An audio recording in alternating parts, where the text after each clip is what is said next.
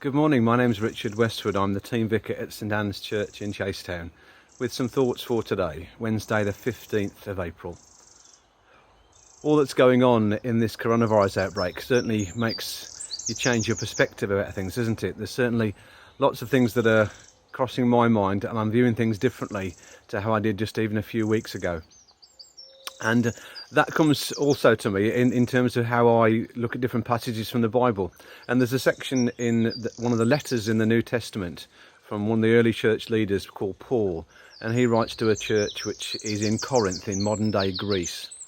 And in the letter, he's trying to explain to them how the church is made up of lots of people, all with different skills and abilities. And all of them are important. He talks about how there are some people who have prominent gifts and others who have ones that are a bit more hidden, but all are important. And he likens the role of different members of the church being like different parts of the body. And he says all the parts of the body are needed in order for the body to function. If one part was an ear, it wouldn't be able to say, because you're not an ear to the eye, that you're not a part of the body. And he said if everyone was a hand, how would that lead the body if we were all like the one item? It's got me thinking really about how our society, our nation, our community functions. And if you'd asked me a few weeks ago who were the key workers in our society, well, I guess my list would have included some of the people that we're speaking of in these days, people like nurses and doctors and so forth, and certainly they are. But there's also a whole strand of other people who it seems now we just can't do without, the people doing these jobs. Delivery drivers who bring our food through the night to the supermarkets that we buy our food from. Hospital cleaners, administrators, people who are manning the phones on the NHS 111 lines. People who are involved in handling all sorts of administration for the NHS, people who are receptionists, pharmacists. There's a whole strand of people in our society who now I'm realising are so important to how we do things. So that means, I guess, I would have been a bit blinded, really, ignorant of how important different people's roles were beforehand.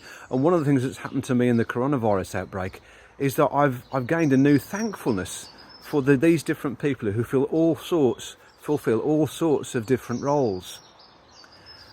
May it be that when this period of lockdown comes to an end, that I, and perhaps all of us, have a different view on all the different members of our community and society. Maybe, please God, I will be more grateful, more thankful for all the different strands and parts of our society that make us weave together and function as a whole unit.